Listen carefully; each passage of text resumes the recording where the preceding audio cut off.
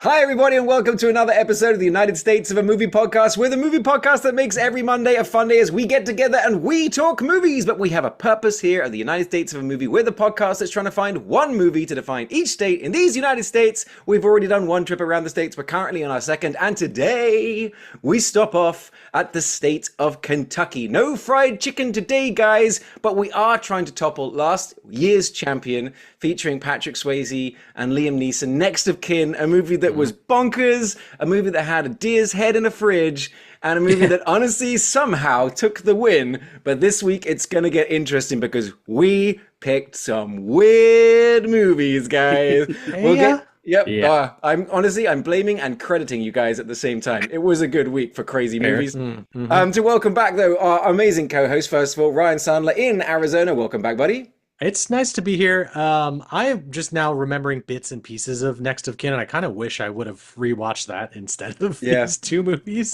I remember listening like his girlfriend or something get like pizza sauce thrown at her. That's right. Oh my God. Yes, it's the pizza sauce scene. Like it's a bizarre movie, but yeah, so weird. And Liam Neeson with a flawless West obviously the reason Kentucky. It won. Yeah, Kentucky accent. And as always, sitting in the middle of his very own video store in Los Angeles, California, Will Hush, buddy, welcome back to the show.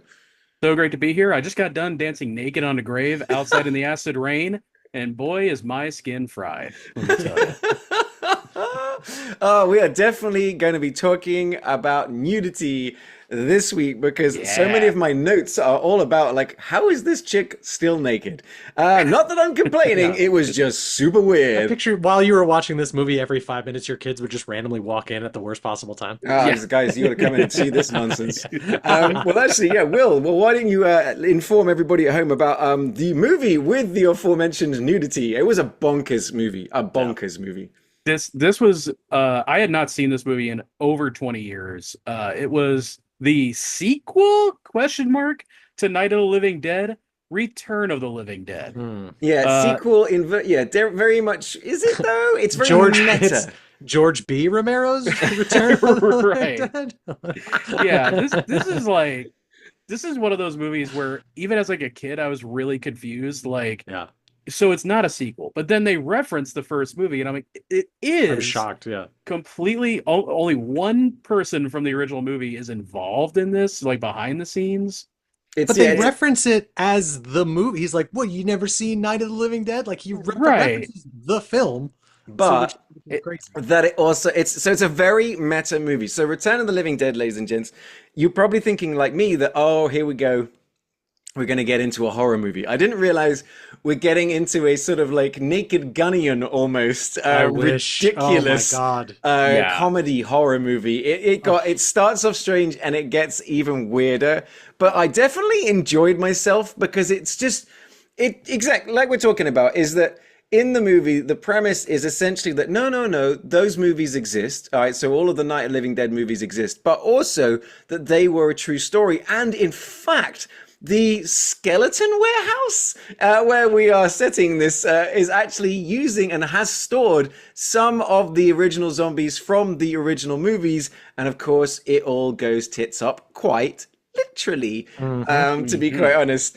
It is, I was actually honestly so confused right from the beginning. You know, what really gets me is that the Night of the Living Dead, I think, starts with like, this is a true story. And then Return of the Living Dead goes, this is a true story. Everybody in this movie, all things are real. And I was like, right. I mentioned like this is years before the Coen brothers did Fargo to have like a ballsy. This is based on a true story. Only the names and places have been changed to protect the undead or some stupid shit like that. Right. Like, I fucking wish this was like a Naked Gun style. Even as I'm watching it, I'm picturing the bits in my head. Yeah, it's only a few degrees off from that. Like, it's so close. Right down to, like, the characters are just parodies of, like, movie punks. Like, they're not they're so not trying to seem like real people. And I'm so confused because this kept popping up on lists of like most Louisville, Kentucky movies, and yet the Yeah. opening film, it looks like they're in LA driving over like the 6th Street Bridge. So I'm They like, are. They're driving Yeah. over the bridge that I go to this video store. it's right, which I imagine is right next to a graveyard. Well, yeah, naturally. Clearly. But like, yeah, so it features, you know, I mean, guys, I could try and describe the plot, but there's really no point. Zombies come back through some Right. hilarious hijinks. There is a It's pretty funny how they come back though. Yeah, it is, and we'll get to it in a second. And there's a group of kids like who are they again sort of Street trash. Yeah. We use it kind of like as a reference now, but they could have been like bad guys from New York Ninja. New York Ninja, yeah. You know, they all have their Wish. own individual They look. wish. I described it as Zombies 2 Electric Boogaloo is the way they look very much like they're about to sort of break dance at any sort of given moment. Yeah. But essentially one of these teenagers has got a job in this warehouse. Like I said, no joke. It's like a skeleton and cadaver storage warehouse. Yeah. And like he's being shown around. Yeah, I mean, those skeletons are apparently real. You know, but they say, oh, down in the basement, he's being shown around by the guy that's very familiar to me. And he goes, oh, this is the real one. And don't worry, what are they going to do? Break? And he sort of hits it, it pops open, and so starts the zombie hijinks. It's worth noting that this movie is directed by Dan O'Bannon, who wrote fucking Alien. Yes. And I No, believe this was he the didn't. only movie he's ever directed. Well, this is the Yeah. first one he directed. He wrote the screenplay for Alien. Good Yeah. Lord. And Dark Star. Come on. Yeah, let's- and Dark Star, yes, that's right. Which Uh, honestly shares more DNA with this movie than it does with Alien. Like, It's God. It's worth pointing out the names of these punk kids. Like you've got Spider, Scuzz, Suicide, Yeah. and Trash. Yeah. Yeah. Trash. And Tina. yeah, they're all Double Dragon like thug names. Yes. Oh. Yeah. And they have the aesthetic too. Yeah. But I will say that I at no point was I was just taking notes furiously on my phone, but I was not. I was watching this movie. Mhm. It's very silly, but then at the same time, there are some really impressive bits of sort of practical zombie effects, which were like, oh man, that's a bit bonkers, or that's a bit crazy, and it's like. And it escalates, and we will get back to it. Trust me, we will get back to it. I also want to take a moment, get Ryan to introduce the other movie that we talked about, Yes. which doesn't feature quite as much nudity, but does have the production level of a porn movie. Yeah, that's safe. The movie, the year was 1974. So close. 1975, 1 year. Oh my God. As always. Perfect. I assure you, I did not look that up. Had no idea what it was. So who better to talk about a 1970s Pam Grier blaxploitation film than three of the whitest people you've ever met in your fucking life? Well, We picked Sheba Baby, yeah, starring no, Pam Grier, and that's all I got. That's pretty much it. Yeah. But no, yeah, it is a mid-70s blaxploitation action movie. Now, the thing is though, right? My introduction to Pam Grier was Tarantino, Jackie Brown, man. Yeah. And like in this particular case, like I've never seen Coffee. I've never seen Foxy Brown. Now these are the ones that are like legendary.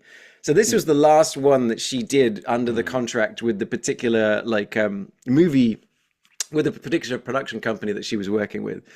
And like this one is actually quite interesting because it starts off in Chicago with a lot of her just walking around. And my one note is like, all movies need a theme song about the main character. I mean, all blaxploitation Yes. movies do. Like, It's like great. that's kind of the thing. It outlines like the entire character arc, the whole plot. Yeah. I mean, you've heard of Shaft, right? That's the only reason I know about stuff. yeah. He's a bad mother. Shut your Yeah. mouth. But like in this particular case, I was worried that it was like, oh shit, it's starting in Chicago. We've done it again. It's going to be kind of like next of Yeah. kin. But honestly, this movie clearly needed to be a certain length because they were filling shit left, right, and center.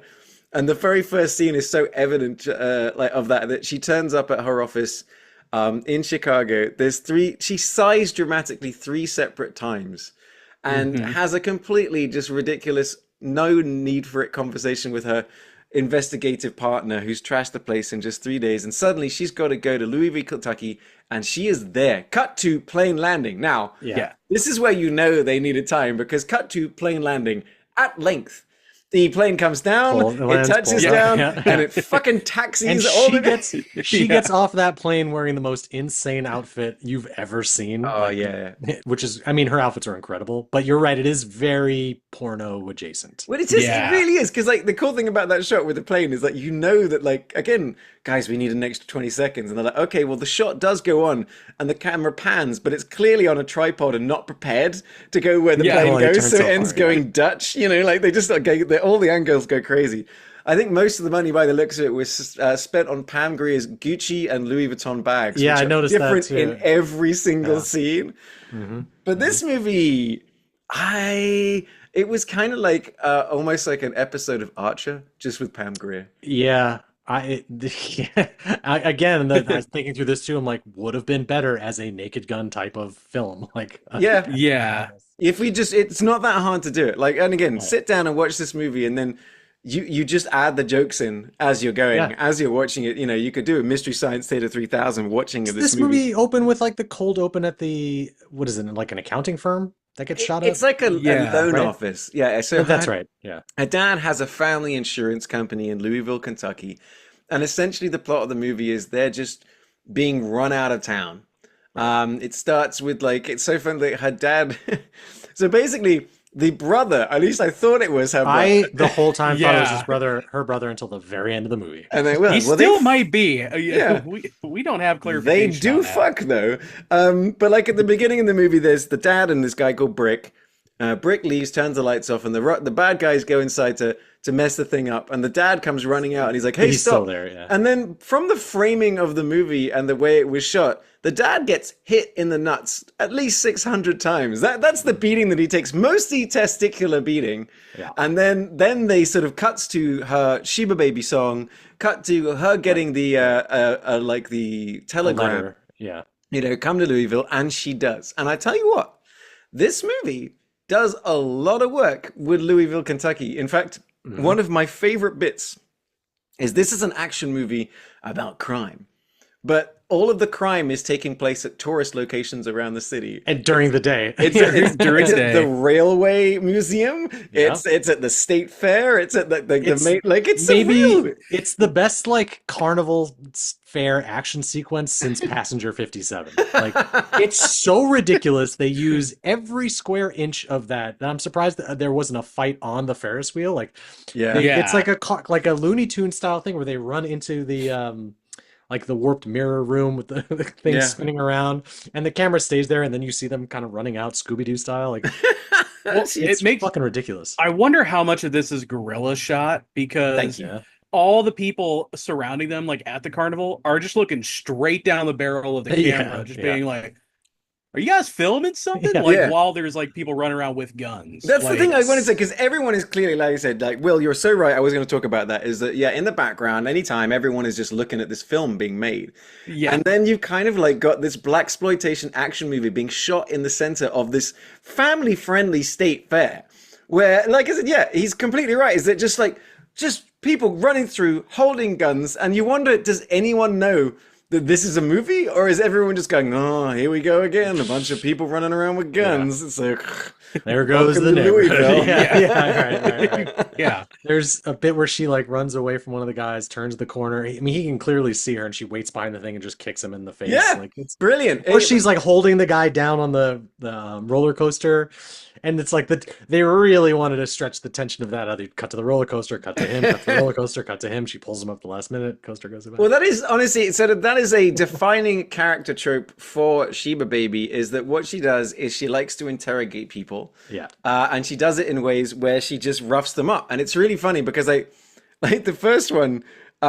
She goes to find this guy. So crime's been done in the city, and of course she knows a guy that knows about crime. And you're forgetting too that the car bombing, like she goes to visit her dad, right? We'll get to that. Like, I've got so many things to talk about. It's crazy. But the guy that we go and talk to, there's a car bombing.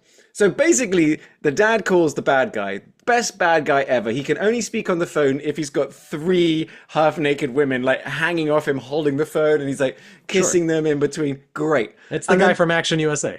Yes. Oh, is he? It's basically just exactly the same but different. But then it's like the dad goes, okay, all right, I give in, and the guy's like, oh shit, man, there's a car bomb. And it's like, as Sheba goes outside to get the car. But he's great. He's like, don't worry, though. I put a 10-second fuse on it. Why? Why? Why'd you put a 10-second fuse on it? So, yeah, blows up the car. Now Sheba Baby is ready to kick some ass. And she does. She goes to the first place. The guy looks like Bruno Mars. And then anyone else? Yeah. Like, Bruno Mars is there. And she's like, oh, fuck you, Bruno. Eat chlorine, bitch. And she's like... She's definitely blinding and giving like this guy cancer. It's as though like she was such a big part of like this town that like everyone knows her. Like except that pimp who was one of the best characters in that. We'll get to that. I'll talk at length as my new favorite character. I think I mentioned on the texter we're gonna get him and Stumpy in a True Detective type series together. Oh my god, that'd be amazing. Stumpy and a pimp named Slickback. Like, that's great. Ripped straight out of a fucking cartoon. It's unbelievable. Well, this whole movie is like a cartoon. Like you said, you said like a Scooby-Doo episode. It's like a slightly more violent Scooby-Doo, but yeah, she interrogates one guy by putting his head into chlorine repeatedly. She interrogates the next guy by using a car wash as a weapon. That's the pimp, yeah. And so I'm convinced like he's dead. Like, yes. Well, she questions him. She says, need I remind you, you paid for the hot wax. So it's like, okay, this guy's going to get burned. And then he gives her all the information she needs. Not that this guy has done anything to her, by the way, or worked for the bad guy. He's just a mobile... he's got information. Actually, he doesn't die because he gets on the phone shortly after to call the head honcho. But she just pushes his head into the thing and just... He's then, more upset about water getting into the interior of his car than his face getting messed up. And then, the last guy she interrogates by holding his head down on a roller coaster. And then, it's every time. Sheba gets the dude, pins him down after a bit of a fight, and then, gets the information and move on. This whole thing, this movie is written, in 5 minutes. Yeah.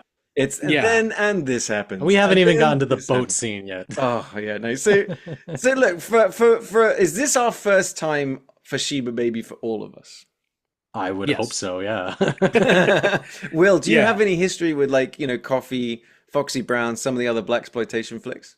I haven't seen Foxy Brown. I have seen Coffee. Coffee's really good. It's definitely... I could tell, though, that probably by this point they were running out of gas. I was gonna say, aren't they all basically the same? Coffee is a lot more... Yeah, they're all kind of the same. Coffee's a lot more high energy, it's a little bit more iconic. This one is definitely okay, we're making another one of these. I can just kind of feel this would go straight. We're almost done. This would be the fifth one straight to VOD. Yeah, it's the straight to the DVD bin. Let's just do one more of these. You've got to get out your contract some way or another. Let's just basically make the same movie again, because this one, this one has, as I described, I think Ryan, you said the same thing actually. It has Hong Kong action movie dubbing levels of ADR. Oh yeah, just appalling ADR, and the acting in the ADR scenes is just not even quite close to however they're actually acting in the scenes. That is what, honestly, you could have dubbed this over in Mandarin and I'd still be enjoying it because it's just weird. Yeah, I think even the gunfire was on a half-second delay. Even that was fixed it afterward.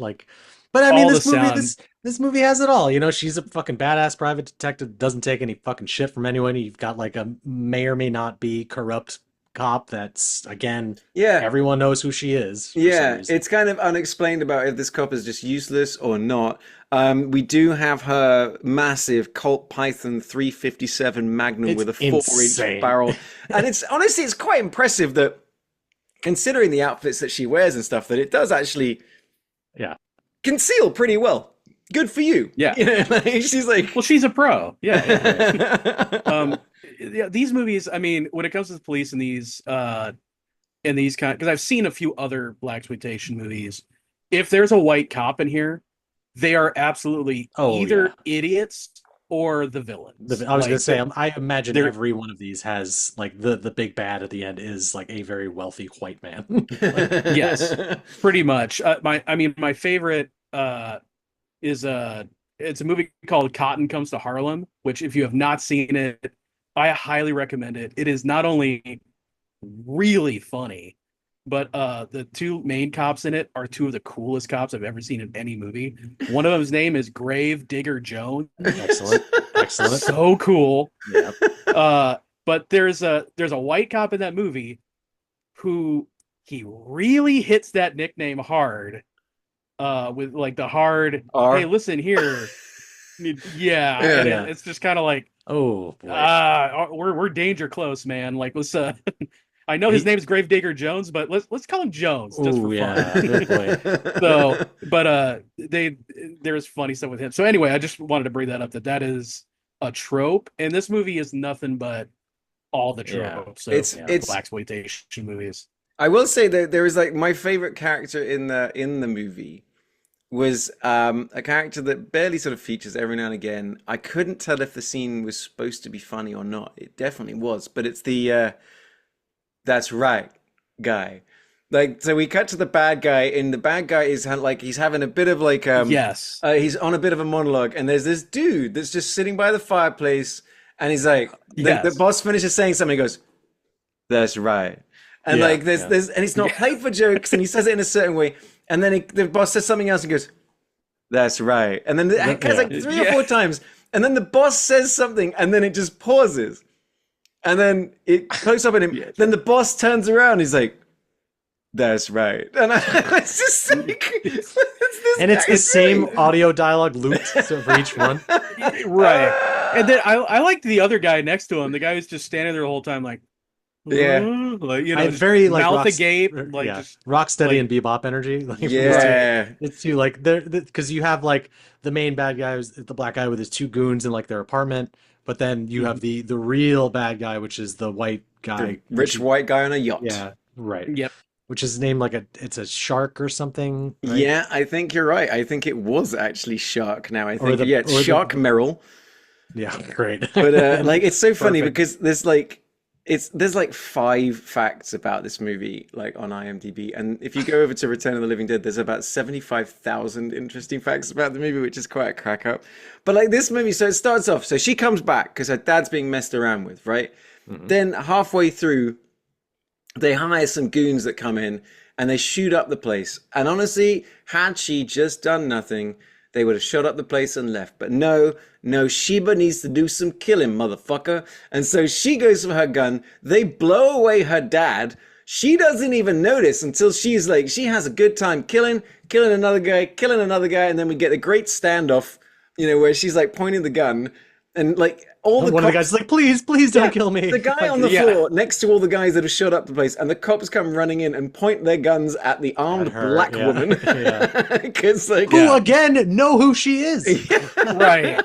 Yeah, and they know that she's being like her family's being harassed by these guys. Still, guns on her, and it's just like, guys, come on. Do you not see what's going down here? And then the cool thing is like, only then afterwards they're like, oh no shit, my dad's dead. And like my notes is like, oh, she's totally just got her dad killed. Didn't even notice. She had to do some killing. Next note, capital letters. He's alive? Yeah, I was going to say, I'm like, wait, he does live, right? But then doesn't he die for in a moment? Hospital? That's right. So he's alive. And it took me 4 days to watch this movie. She's like, Dad, we're going to go to Chicago where it's safe. And I go, wow, the irony of that situation. But then it's like... I'm like, she's at his side, like, confessing, holding his hand, and then a nurse walks in and then removes her hand from his. Because the song kicks in and lets us know go. He's dead. Yeah. So it's like, he's alive, she's talking, then it's like, plot twist, nurse comes in, and the song's like, a good man's gone, or some shit like that. Yeah. I was like,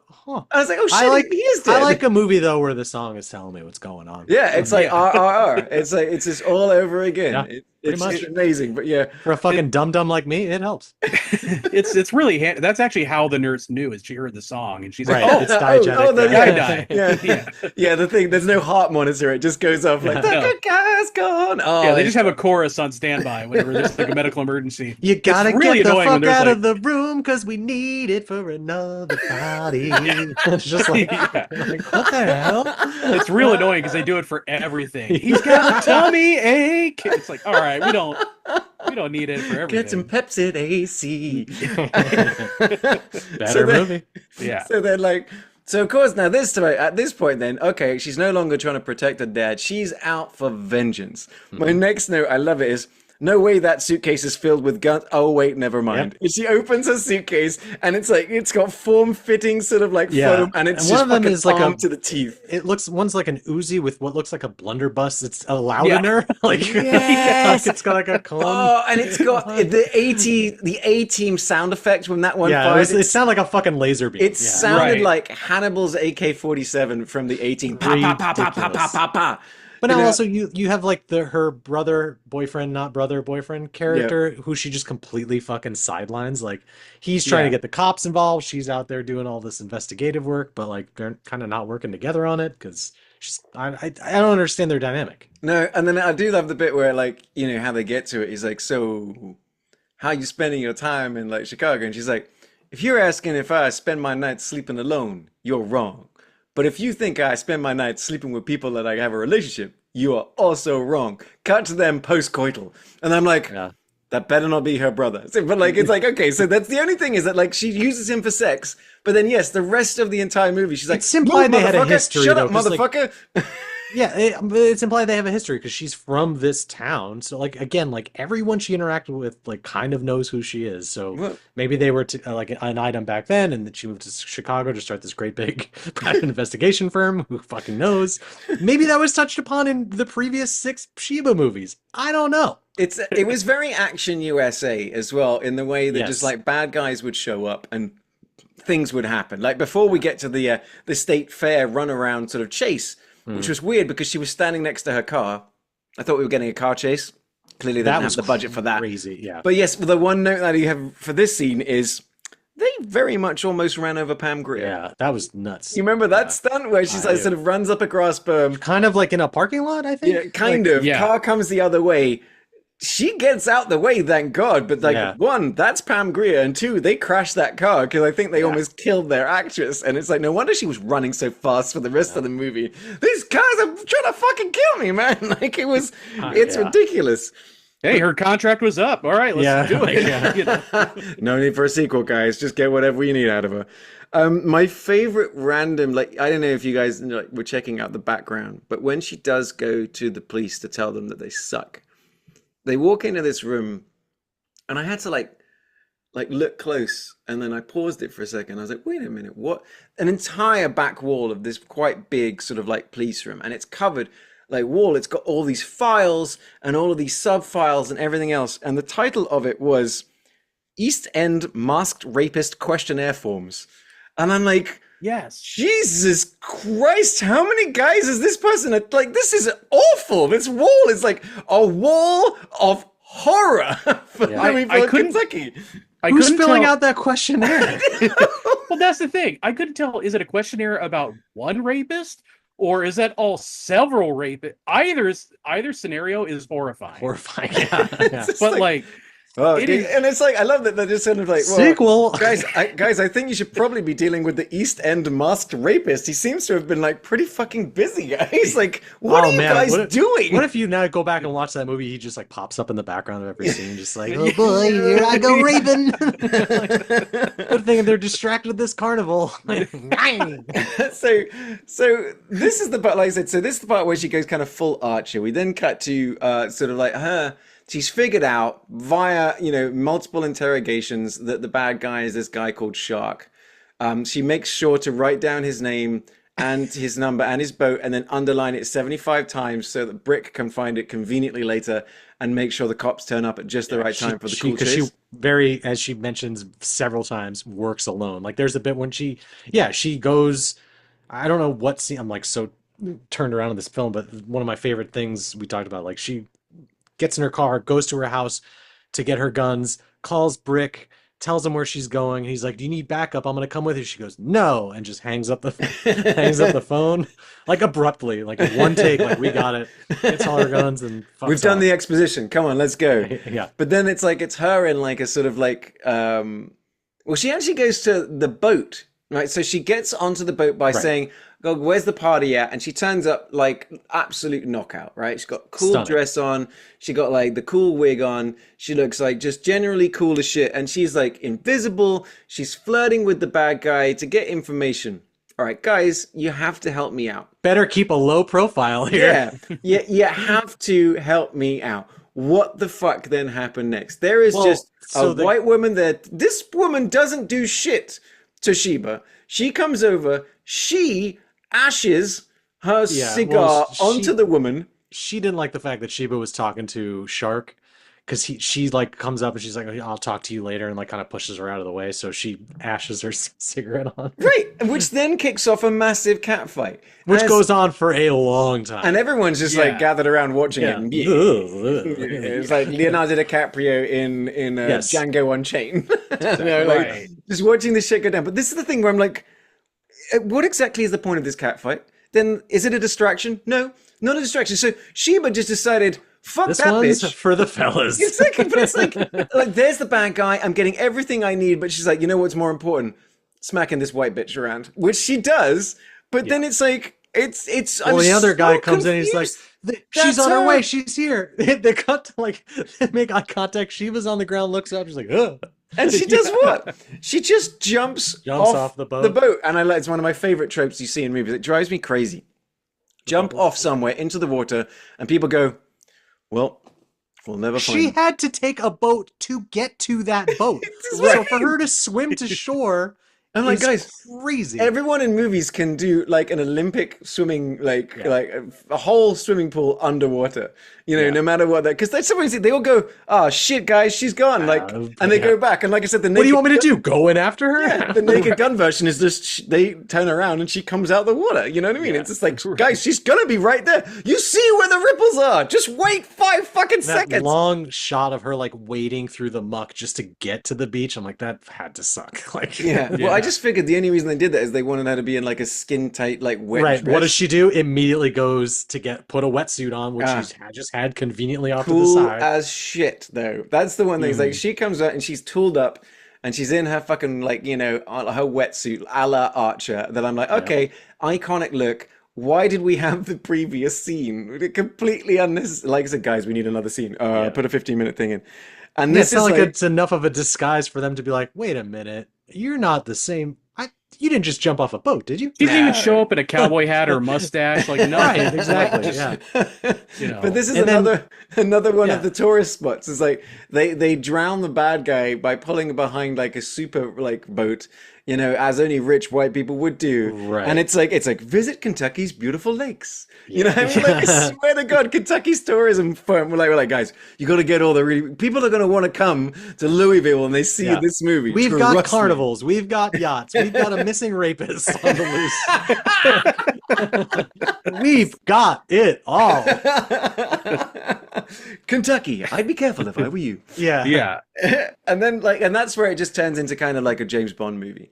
But she also is the worst fucking spy. I would say more of like an A-team action set piece. This is somebody found a script for like a discarded A-team episode, and they were like, we could just use this. Yeah, you know? but it kind of works. I mean, I was into it. You know? She's got the element of surprise. I don't know how many times, and a big fucking gun, and the amount of times that she gets surprised or disarmed by an unarmed person. I'm like, Sheba, what the fuck, man? I was gonna say, how is she gonna get out of this? I wonder if she's gonna kick this guy in the dick. Sure enough. Well, I wonder if she's gonna try and seduce him first. It's another. It was working. It's like they did in Action USA. It's just immediately, as soon as you're caught, they immediately just go, well, maybe we could handle this another way. I will give credit to the bad guys in both those movies. They went, what the fuck? No, I've just caught you. I'm not stupid. Congratulations. But for a moment, they were like, they were contemplating. Well, it's Pam Grier, of course. I mean, he tells the only guy with the fucking machine gun, he's like, wait outside. Like, all right, what is he gonna do? And then the guy with the machine gun is just kind of like, are you Are you Yeah. kidding right now? Like, is like no, Lock the boss. doors. I'm like, I can't. It's a boat. Like, it's the locks on this door. But Yeah, that's where like the convenience nature of like just things start happening that she's sort of like captured and she's like, oh, cool, a knife. You know, she finds a knife on the floor. That'll come in useful later. And so she's able to cut her binds. And then it's like later, it's like, oh, cool, a jet ski. Yeah. Oh, cool, a harpoon gun. Oh, cool. You know what I mean? It's just everything is just it, conveniently where she needs it to be. it Yeah. it's got big like we have this yacht for a day energy. Like Yeah. we Yeah. just needed to get all the things and get out of the scene. They So made it, but it's incredible that they made it all come together. Like it's a coherent yeah, mess. it's Like, not a disaster. I mean, I do have questions about like Shark has henchmen. They all have matching outfits. His yacht does have a mounted fucking machine gun on it. And then like, and that's the bit like, so it turns into like, it's a great little fucking sort of scene of the cops start turning up with Brick. They're all coming up like, and she is just committing murder left, right, and center. Gets onto the jet ski. The jet ski gets her to the boat of the guy that she shot, hip shot with an Uzi from like, you know, a From a mile jet away. ski. Yeah, it's And crazy. then gets onto the boat and then gets the harpoon gun, gets the guy in the back. The guy then crashes into that houseboat that the two stoners were on. You know, Yeah. big explosion. Yeah. And so there's explosions, there's dead bodies, there's all this kind of stuff. And she comes back and basically goes to the cops, you're welcome. And then Right. just like, and she's not under arrest. It's just Yeah. like, okay, I mean, three cops died. And I'm unclear as to what crimes this guy was committing. He was just running. He's running all the shakedown of Okay. the city. Okay. So he's commanding the other guy to go and shake people down, and then it's all just like he's just taking over businesses. So it's just more of just a personal vendetta. I'm like, hey, You know, Yeah, which is legal in crossed- Kentucky. So. crossed exactly. It was it's stand your ground. You hurt my dad, I get to kill everybody.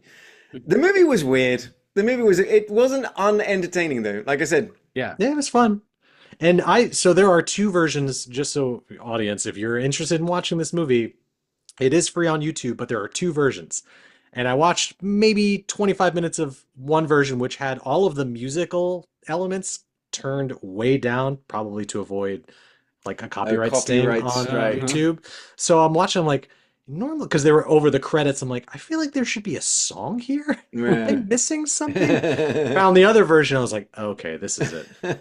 But even on that one, the audio is like when she's like sneaking around the yacht, like there was an audio track, like a musical theme that went away and then came back. Like they were like hit play stop, like they had to reloop it.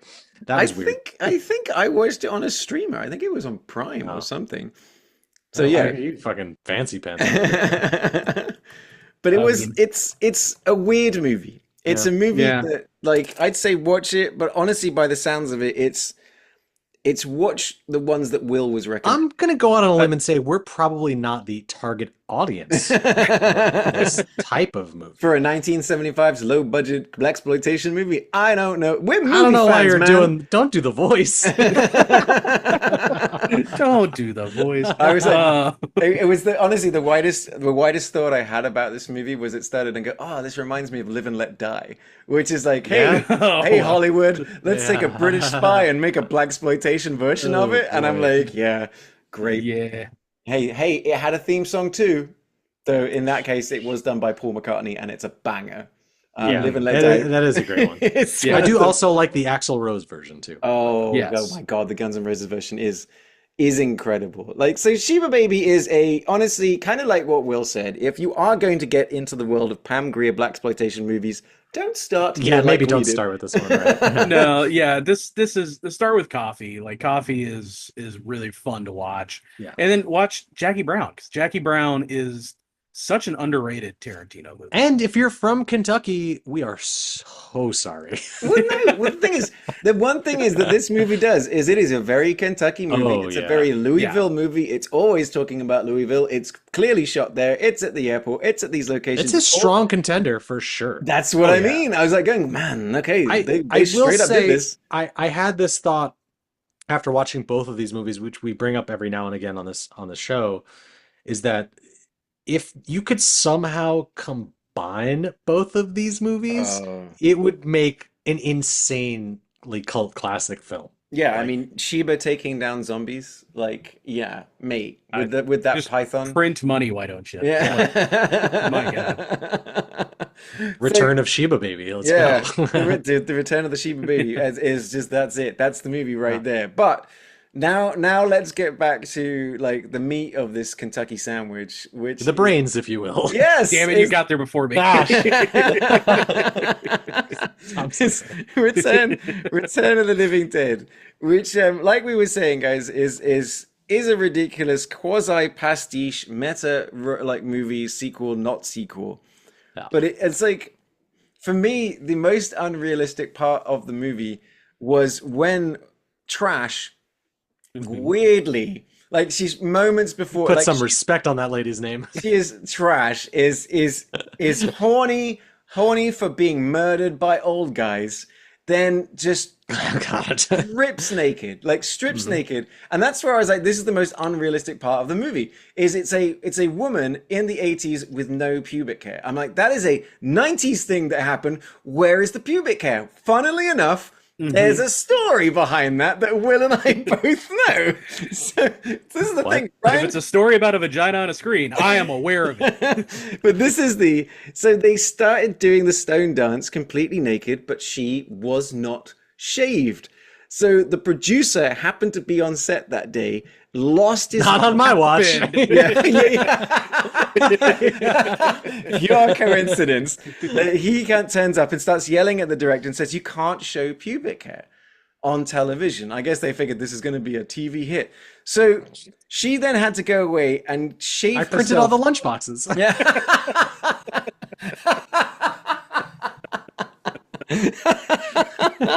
So they make her shave, which of course ironically then causes more problems because they go, oh my god, you can see everything. Yeah, well that's what happens, you frickin' donut.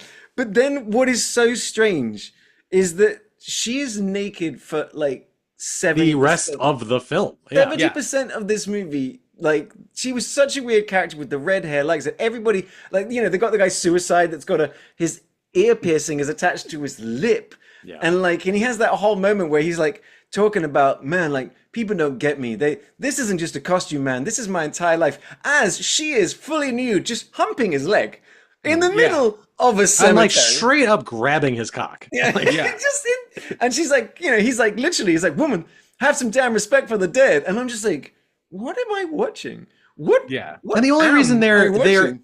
we're skipping, and the only reason they're at this cemetery is because they're waiting for for Tina's boyfriend, because he works at the place which is next door. So they're waiting for him to finish work, and they're like, well, 10. let's because they keep having a timer countdown thing, right? Like Yeah. a ticking clock, so to speak. So they're like, fuck it, we'll just break into this abandoned cemetery and have what appears to be one of the dopest parties ever. Yeah, they've got road flares, they've got music, they've got boombox, nudity. Yeah. So yeah, they're in the cemetery next door while the boyfriend / friend is finishing off his day, where then he gets accidentally gassed by the zombie from the funniest way possible. in the face. Yeah. But then, and that's where like we're not done with the random nudity in this movie, because then like one of the cadaver that we had met earlier in the movie, we had like Chekhov's cadaver.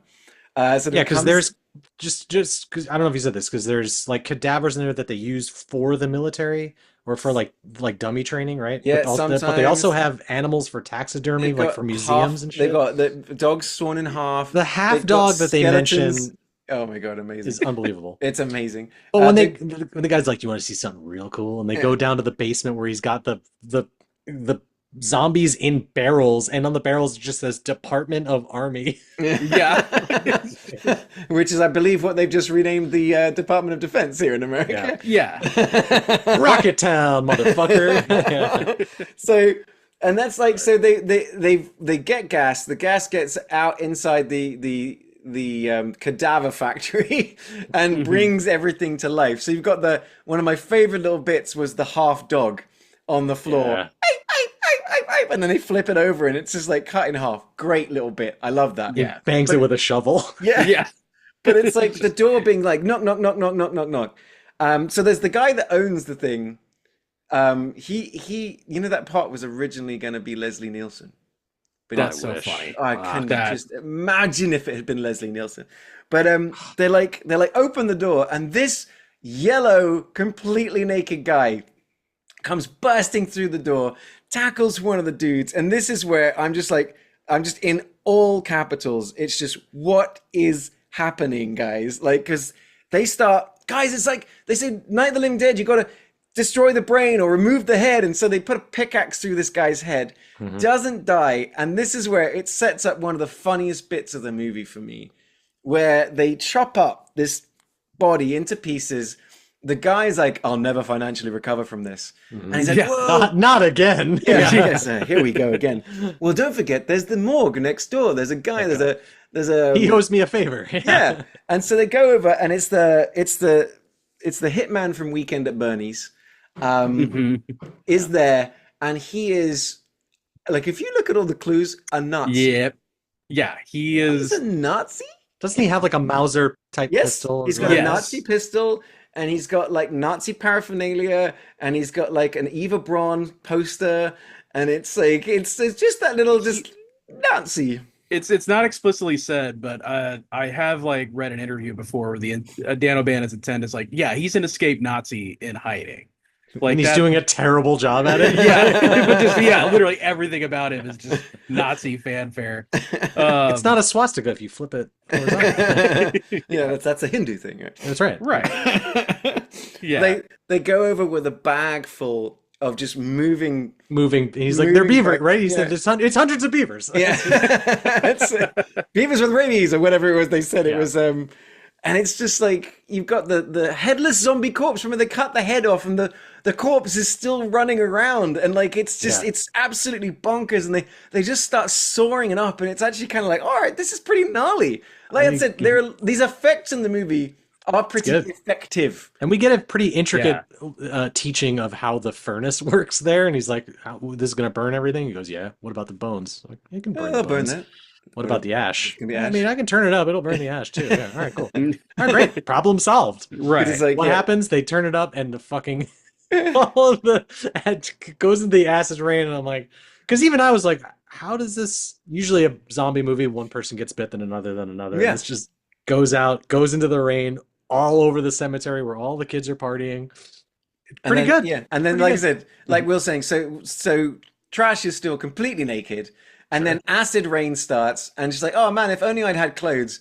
But then she doesn't even put clothes on, like, for the rest of the movie. It's just like, okay, I guess she has like a jacket or something. He steals one from the friend and stuff like that. But yeah, it's just consistently just her ass running around, or her running around. And I'm just going, what a weird something. Made for a cool looking zombie though. Yes, it does. Yes, because later on she gets kind of like cool. She basically looks like David Bowie with huge tits. Right? Just David Bowie. Yeah. Stupid sexy Bowie. But honestly, the director was just kind of like, he was like, well, we figured we were making this movie for teenage boys, and he didn't kind of realize how many girls were going to like this movie, because I would have got the guys naked too. You know, it's like, I was Get the yellow guy. Come on. Which is basically what what's his name did for 28 years later. He's like, let's give the people what they want, just a fucking 12-inch dong flopping around. I haven't seen 28 years later. Spoiler alert. Oh, he's gonna rent it tonight. tonight. There's a reason the next one's called the Bone Temple. Come on. Too easy. Finally, giving us the zombie dick we've needed in movies for years. Oh no, really? We got zombie dick? It's got its own SAG card.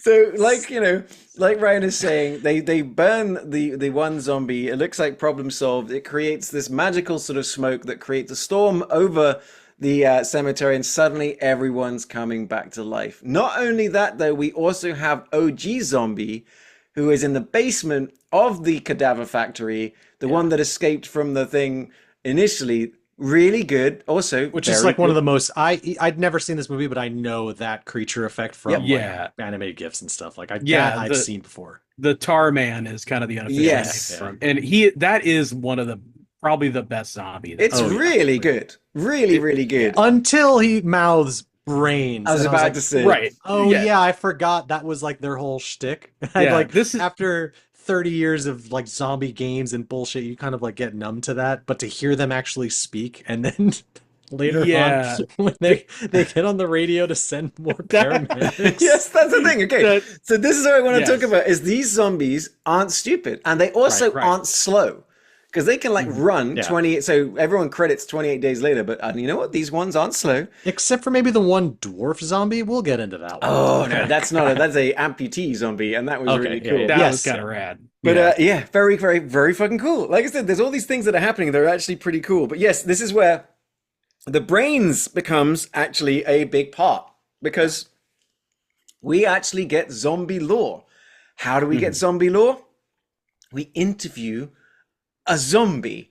We interview a half zombie skeleton spine with Great practical breasts. stuff. Yeah. Yeah. Sure. But like, it's really cool. That scene was really cool. And of course, like the Nazi guy goes, no, we need to interview it. And I go, oh, this guy definitely worked at Auschwitz or something, because he's like doing weird experiments on things. Yeah. Yes. But it's like, it turns out that being dead hurts. And the only thing that stops the pain is brains. So yeah, so they're not unintelligent. So then the ambulance guys turn up. Zombies eat the ambulance guys. Get on the radio. Send more paramedics. They send more paramedics. They eat Send them. more cops. And then Yeah. they say, we need more cops. And they're just like, there's effects like they're biting through people's heads. You know, they're sucking out brains. Apparently, some of these zombie extras were actually paid to eat cow brains. And like the director actually ate some in front of them to show, I'm not going to make you do anything I'm not going to do. So this is not going to kill you kind of stuff. But this, Not even like movie- Jello molds, just straight up. Yeah, It's I just don't know straight up how brains. necessary that is. Like, Yeah. you know, that's He's one like, of those things. We have catering right there. Right. Yeah, I don't know how closely anyone's going to be examining. Like, those don't look like real brains to me. Like, I don't know. I'd be fine with them fudging that. But yeah, this is so in pop culture. This is where the idea that zombies eat brains. This is where it comes from, because this was not part of any Oh, this okay. zombie. Wow. Yeah, this was not part of any zombie movie prior.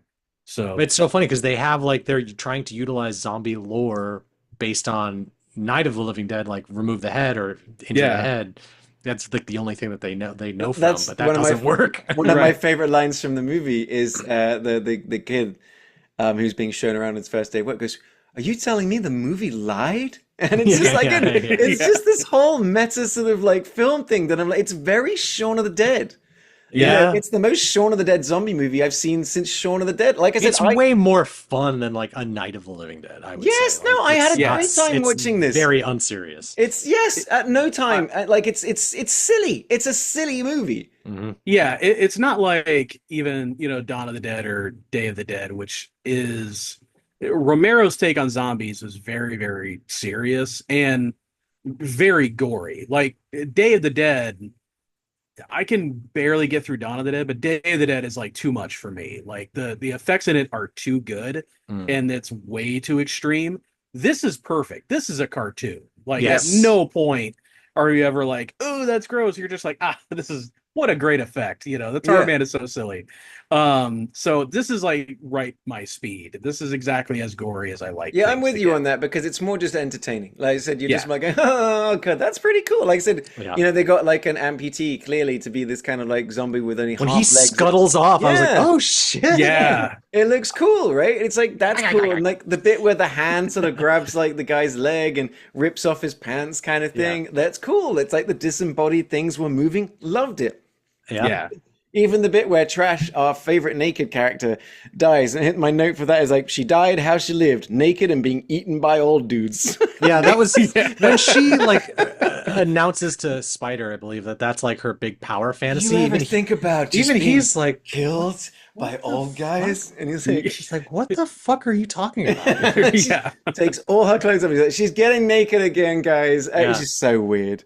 Though we do then have the sub-sequel inside the movie, which is Return of the Naked Dead Chick, is that, she then becomes, like I said, the David Bowie-esque... like their leader, I guess? I guess you'd call her Ziggy Stardust. Sure, yeah. You know, and like she sort of comes out and it just starts escalating and escalating. Now, at this point, I do have to pause and go back to a scene that happens very near the beginning where we also establish Yeah. another character, which is the army guy. Like, part of me is like, is this guy Who's living with his mother? or no? That's his wife for sure. That's I different. hope that's his wife. Yeah. Yeah. But like, I love that scene. Is he comes back to his house? He's like in a military thing. It's been guarded by military, and he comes in, and she goes, "How was your day?" He goes, "Crap." And he goes, "What are we having for dinner?" She goes, "I've made you lamb." He goes, "I had it for lunch." Basically, just fuck you, wife. He just comes in and goes, "Fuck you, fuck your dinner. I'm going over there." And she's like, "How often?" Doubled up on the lamb, huh? You know, yeah, he goes to check like his computer in the corner of the room, and she's like, "How long does it have to be here?" And he goes, "Until it just has to be here." And we never really come back to that guy. But essentially, on the side of the zombie thing that the zombies are from, like I said, it's gone missing. That's the subplot, is that we haven't accounted for all the zombies from that true story that the then movies were based on. The barrel zombies, right? Yes. Yeah. And so they wait because they have a cunning plan. And I'll tell you this much: I didn't see the cunning plan coming. No, I did not either. Towards the end, I'm like, where the fuck is this going? Because now there's so many zombies. Yeah. Like when the cops all pull up and they're posted at the end of the street and all the zombies run towards them, they're like, what the fuck do we do? They're overrun. I'm like, what the hell is going to happen? So good thing there's a phone number on the side of one of those barrels that calls the army. Yeah, it calls the Department of the Army. And like, so we've been following these characters, and we've got like the Nazi and the girlfriend are up in the attic hiding from the zombie boyfriend, because they, them getting worse and worse and worse. The darkest fucking moment of the movie, though, is where the supervisor takes his ring off. Yeah. Oh, but dude, it's just gonna make more zombie rain, you fucking dickhead. That's exactly what I was thinking. Come on. I do like when the paramedics actually come in and they're looking at the two guys who are basically dead but alive. It made me think of the scene in Death Becomes Her. The mortuary, and the doctor's like, well, I mean, I can't fucking figure this shit out. And it cuts to him just dead with a heart attack. I did like that. And they're like, it hurts, and they're like, because he 70 talks about rigor degrees. mortis. He's like, first your brain goes, and then the pooling of the blood. Yeah, and it's like, the two guys, like, they go and have a quick confab in the corner, and they're like, let's get the fuck out of here. Well, the guys, technically you're dead, but clearly you're not because you're moving. But like, I mean, it's not good. I heard there's like a cool party. I heard there's a cool party next door if you guys want to go check it out. At the window, there's this naked chick over there if you guys want. I mean, like, we that could go. Seems way cooler than what the fuck is happening here. But as like it gets to the point of, like you said, we followed these characters. We got the other three hiding inside. They've secured themselves. They get on the phone. They call. And then there's, oh man, I wish I'd written it down. I wonder if I did. Because you have the two other unnecessary, the other guy and the girl characters who are just cannon fodder. Basically. Just basically. Well, one of the guys I sent a text to you guys. You didn't seem to respond to it, but I'm sure you're all aware of Friday the 13th Part 5. No, not that. It's the guy, the damn enchiladas guy. My favorite guy from that movie. No, I meant the white guy. The white guy who looks like he's from Weird Science, and the other 80s girl who looks like from 16 Candles. Yeah. Yes. Yeah. Is that they call the movie, and the guy that's there is kind of taking the information, and instead of it being like, oh, Alpha, Delta, Tango, it was like artichoke, diesel, hot dog. You know what I mean? It was like he picked three random words. It was his grocery list. Yeah. It's Archimedes rhubarb hot dog. Archimedes rhubarb hot dog. Confirmed. He says it like 4 times. Yeah, it's so funny. Which then cuts but that shot's like a miniature, right? A miniature train. Yeah. All right. So, ladies and gentlemen, if you're ever planning on watching Return of the Living Dead, we're about to spoil it. But at the same time, we're not spoiling anything. Yeah, I don't think really. But it's it's crazy that the grand plan of this is that they then have apparently around the country, their contingency plan. Yeah, they have trains that have massive sort of like cannons on them, and those cannons are armed with tactical small nuclear warheads. Now, these things actually existed, by the way. If you do your sort of like go and do your Cold War history, that when it came to creating nuclear munitions, one thing they came up with was the tiny tactical nuke artillery shell that they could shoot over to the bad guy, like, and just take out a small area, but still with a nuclear explosion. Or if you've ever played Fallout, that's right. There you go, the tactical nuke. And this is exactly what then happens. Is you got the guys that call and go, "Hey, do you hear that?" And you go, and it's like We Yeah, because cut they think to they're getting military help. yeah, the military's on their way. Cut to cool miniature nuclear explosion. And you get the CGI shot of the nuke like going into the chamber. The one computer generated effect, which was like so jarring because it's right after you see the miniature train. Yeah. Just to Right. see that computer animated thing, I was like, whoa, that's kind of cool. And they blow up everybody in the movie. Yeah. But dot dot dot dot dot. Of course, now they've just incinerated a He bunch even of says zombies. like how much he's like how many casualties he goes, I don't know, like 30,000. Yeah. Problem solved, Yeah. Mr. But it was President. Kentucky, right? All right, we're good. Yeah, it's like we just wait. And then, again, very specifically, sir, it's in Louisville, Kentucky, and you can kind Oh. of the thing that I was inferring on the phone was, oh, okay, only three electoral votes. You know what I mean? It's like that kind of he's clearly Yeah. talking to the president, but then the whole surprise end of the movie is no, you've just created a bigger zombie storm, Right. and now we've set up the sequel, which like I honestly. Which uses the same footage of the rain going down to the cemetery and like it goes underground and into the water supply. I'm not gonna lie, I kind of want to watch the other ones. I will say No, you Will and don't. I are on the same page here that Return of the Living Dead 3 is a fucking banger. I watched after you guys said that. It's- I watched the trailer, and it was like, okay, it's like a Okay. boyfriend trying to, like, look, his girlfriend's dead, and he's trying to bring her back to life, or something like that. I go, okay, it's That's yeah. Oh yeah, same that's thing. basically it. But it still has them like the boy is the son of like the military director who's experimenting on these zombies, and the boy is trying to talk to his dad because he wants to run away with this girl to move to L or move somewhere. I don't fucking know. But after she gets into a horrible motorcycle accident, he brings her to the facility to bring her back to life with the same zombrex, whatever the fucking chemical is. I mean, I can talk about the entire movie. If you want. But it doesn't quite follow up on No. the end of this movie. So like that Maybe so the if you're- second one does. I don't know. Not really. I mean, it's got the kid who played who was the corpse factory worker, the kid who gets exposed the gas for it brings him back. Not as the same character. He's a different dude. But That'd be It- weird because he was trying to eat his girlfriend's brains, though. yeah. At the end of the film. But yeah, so it brings back some of the same cast. They're not playing the same people. I don't remember it being good at all. Like, but it doesn't follow up really on the first movie. It And was, yeah. yeah, and my memory of the second one is like just tonally very different. It just almost doesn't match. And the Like, third this one is was the just weirdest like franchise. the third one was just like on Cinemax, like when I was a kid. So The I'd third- only ever seen that. Yeah, the third one is very low budget, it's- like made for TV. But yeah, this is a bizarre franchise. Yeah, and apparently, there's more. There's like 3D ones, and honestly, though, it was fun. I enjoyed Yeah. this movie. It was very silly. It was nonsensical. It was unpredictable. It was strange, and it was great. Yeah. And the thing is, it's like the cool thing is that both of these movies are all about Louisville, Kentucky. They are all Kentucky. Like they're specifically talking about it. They're mentioning it. I didn't see any license plates. I have to be honest, Ryan. Yeah. They didn't, well, it was the 70s. They weren't invented yet.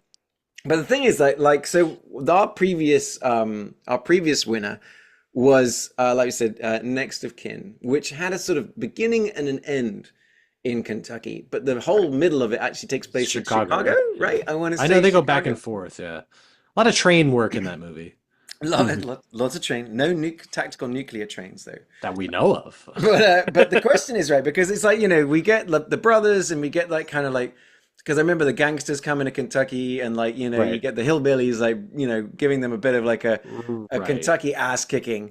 We now have a blaxploitation tourism movie for Louisville, Kentucky, and we have a zombie Kentucky pride movie. I'm like, I did not get any Kentucky out of Return of the Living Dead. They Like, put it on a map and they point at it.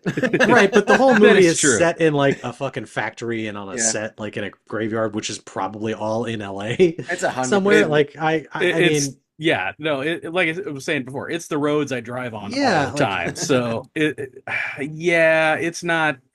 I would even I though gotta think, give it to Sheba, baby, man. Sheba, I think because it's filmed there and it's so they're guerrilla shooting like carnivals and all this stuff. Yeah. Like, and it's the actual people who live there being like, are we in a movie? Like, Yeah. Yeah. No, seriously, I I puts it feel over like the edge. I think I know what Louisville, Kentucky looks like because of this movie. Yeah. And it's like they got a real Yeah, nice go ahead. Why railway don't you go ahead museum. and go ahead and describe it to me. Describe it to all of our listeners out there. Well, there's a really, really prolific rapist. That's what we know. You got us. Yeah. Yeah. Who's probably still out there. I'm honestly, well, considering the amount of questionnaires, I hope not. But yeah, no, Ryan, I'm kind of with you that for me it was like Sheba Baby is the one I didn't see it coming.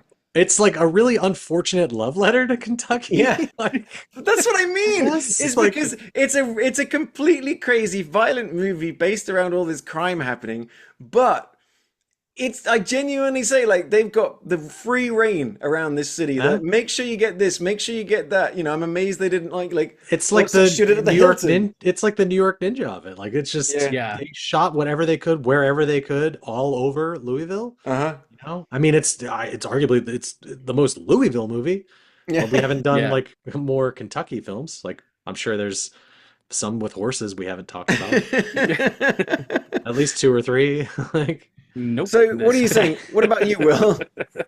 I'm on the Sheba Baby side. I think it's undeniable because I also don't know, bringing it back to next of kin. I don't know how many drive-by saucings happen in Kentucky. So I gotta kind of give it to Sheba. Like Yep. I think that's our winner. I Yeah, can't for believe sure. it. Yeah. And like I just keep going back to Return of the Living Dead too. It's like all the like none of it felt Kentucky. Like all of the street punks felt very 80s LA. Yeah.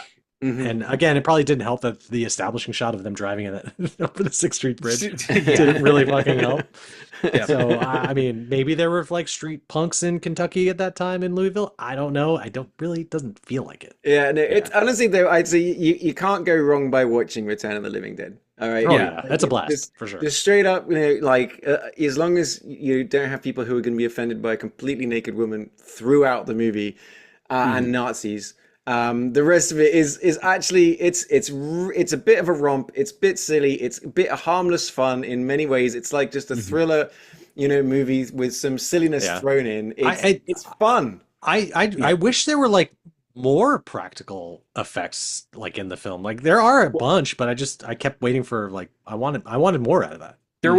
There was definitely going to be more, but they fired their VFX guy Uh, partway into filming, so they had to bring on spent- somebody else. They spent their whole budget on the one CGI shot of like a new Yeah. thing. Like, But- but fucking ruined. but no, like I forget. No, the producer And I fired him forget- because he had too much pubic hair. Yeah, he checked all the crew members before he shot. It's a I Weinstein forget who- production.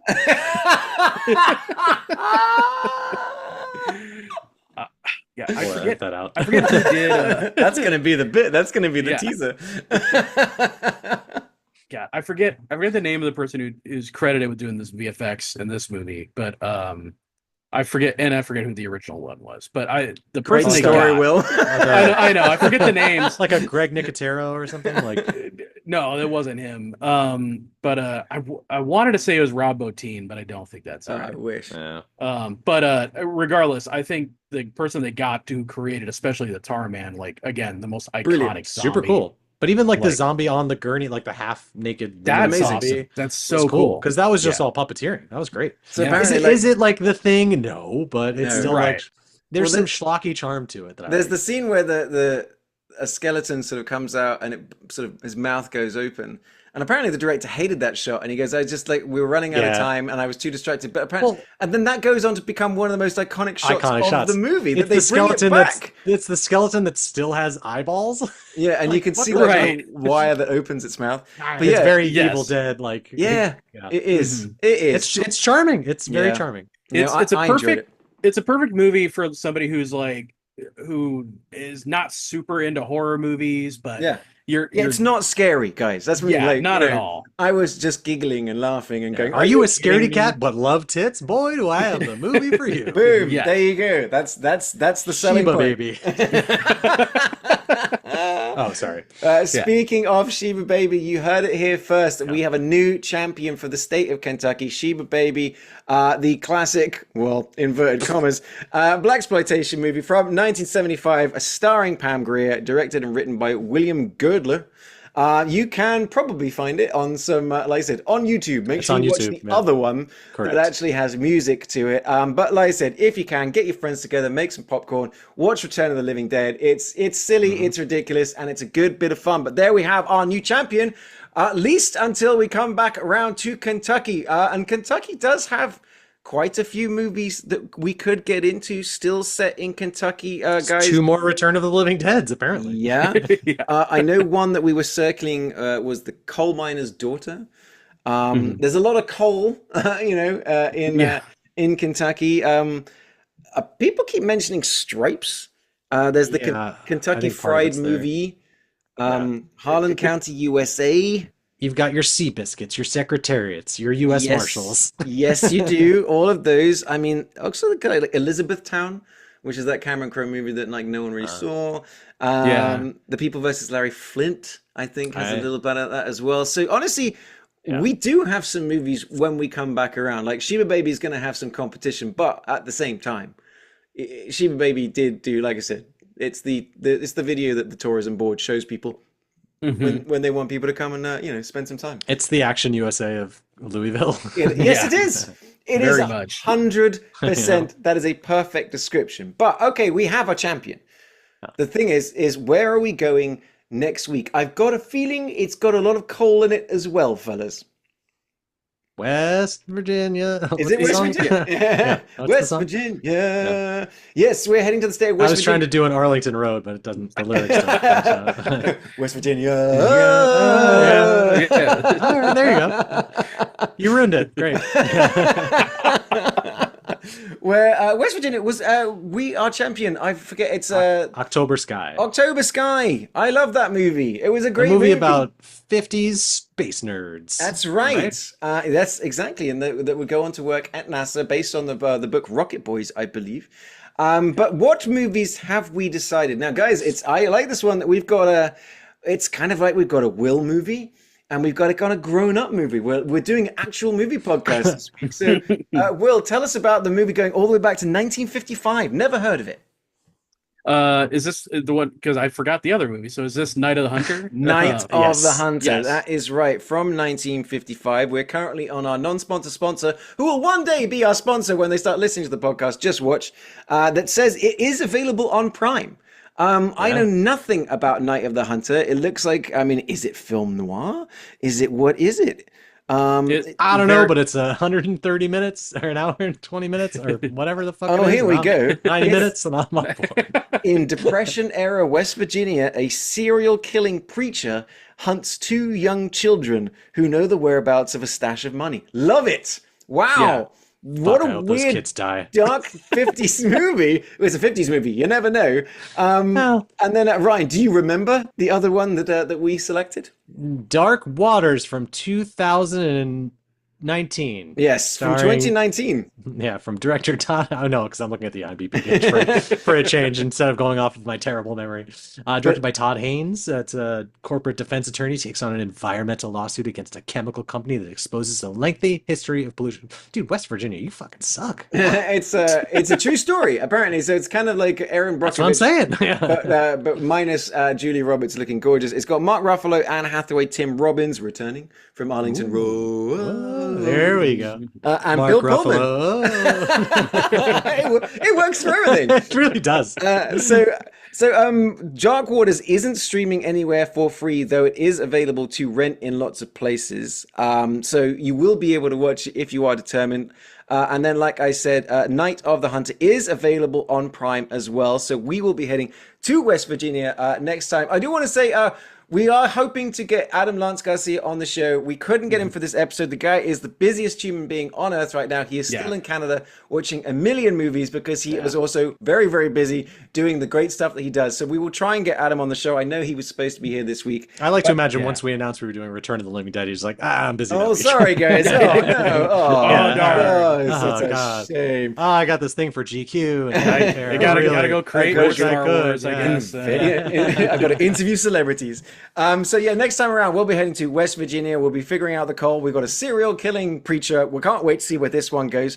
Of course, we're always looking for movie recommendations. You guys do give us some great recommendations in the comments of the videos that we share and the clips and stuff like that. If you're watching us on YouTube, drop them in the comment section, or send us a direct message. You can find me as Ollie Pettigrew on Facebook, or That Englishman in Texas, basically everywhere else. You can find Will as Entitled Willennial. Great to follow if you want to learn about movies you never heard of. The guy lives in a movie library and he likes to play his game show that isn't a game show off the shelf, where he'll often pick an amazing movie like 4K Master and Commander. I'm so jealous that you have that. And maybe teach you something about movies you haven't heard before. You can find Ryan's designs as Rhino Digital, RYNO Digital. You can also find some of his designs and movie posters on our Facebook page, The United States of a Movie. If you haven't rated us, do us a favor and rate it right now on your app. Just look down. Bobby, I know you're listening. Rate us. And you can leave comments on Spotify now. Like really? Yeah. Oh, that's why someone just says kill yourself. Great. Once they hear my Twister opinion. Technically, that's me leaving the comments. Yeah, right. The Major Pain one was me. Sorry about that. I didn't mean that stuff about your mother. But outside of that, guys, please, share us with your movie fans. Come along on the adventure with us. Have some fun. Check out West Virginia next week. But as always, guys, had so much fun. Return of the Living Dead. I might just go and watch it again because it's bonkers. But just watch the third one. Okay. Well, maybe we'll do that as a group watch. But from Ryan, from me, and from Will, as always, thanks for watching for this episode of the United States of a Movie podcast. We'll see you next time.